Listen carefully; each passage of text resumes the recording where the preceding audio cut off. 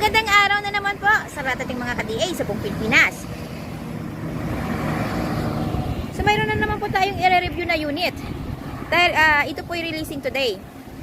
Bago po natin simulan ng ating video, sa mga baguhan po at hindi pa po nakapag-subscribe sa aming YouTube channel, paki-like, share, and subscribe sa aming YouTube channel. At huwag po natin kaligtaang pindutin ang bell icon para ma-notify po kayo ni YouTube sa aming mga latest video updates. So ngayong araw po mayroon po tayong DA64V. Ito po yung mas kilala natin sa basag na Suzuki Every van or Transformer van po. So standard setup lamang po ito. Ito po yung K60 engine, 12 valves, 660cc. Ayan, so standard lang po ang kanyang tire. Check po natin yung interior.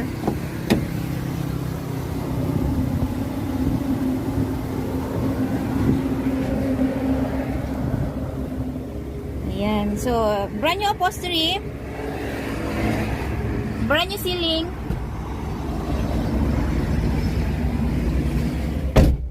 Ayan, ito po ay mayroong LCD touchscreen at saka backing camera. Ayan. Siyempre yung ating malinis na convert dashboard. With aircon din po ito. Aircon button. Ayan. Ayan.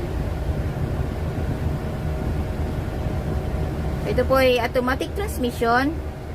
Siyempre yung ating ito.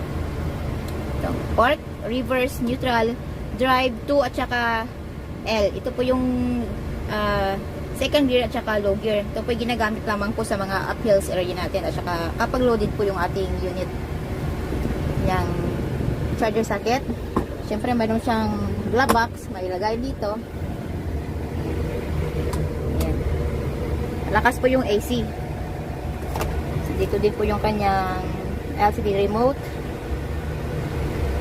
Ayan. So nandito po yung kanyang headlight adjustment. Ayan. Mayroon din po siyang cup or bottle holder dito. Siyempre yung ating foot brake. Be careful po tayo sa paggamit ng ating foot brake. Halimbawa pong in-engage po natin ito, huwag po natin ikalimutang i-release po. Check po natin yung second row.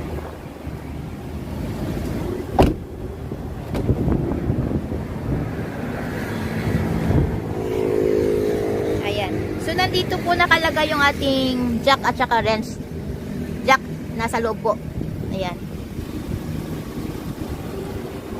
Yung ating seat naman po is folded po ito. Ihilahin lang po natin dito, tsaka i-fold. Ayan. Siyempre yung ating child lock nandito.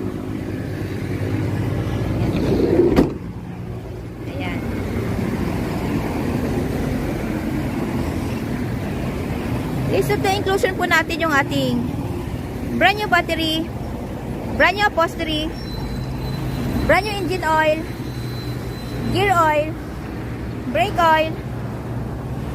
Bago din po ang spark plugs nito. At kasama na din po sa list of inclusion natin yung ating free spare tire, jack at saka wrench. So yung ating spare tire po nandito sa ilalim. Dito po nakalagay. Yan. Check po natin yung compartment area. Ayan. So, napakalaki po ng compartment area.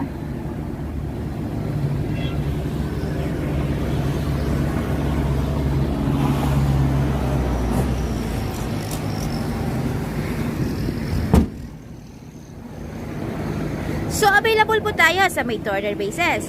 We require as low as 25,000 pesos na down payment para po masimulan namin ang inyong mga unit.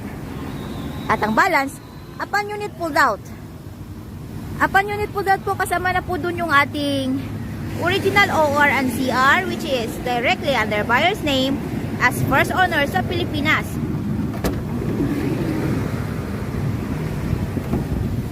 Yan. So less hassle, less worry po kasi nakapangalan na po sa atin yung ating mga unit. At syempre kasama na rin po doon yung ating steel plate number.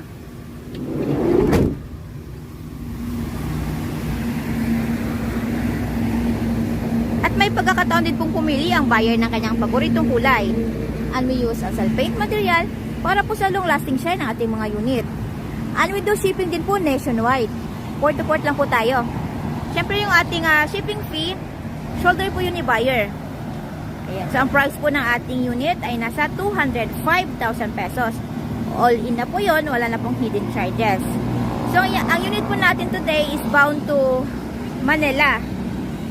So ayan, ano pa pong hinintay natin? Come and visit us at Kilometer 11, Catalunan Pigaño, Davao City.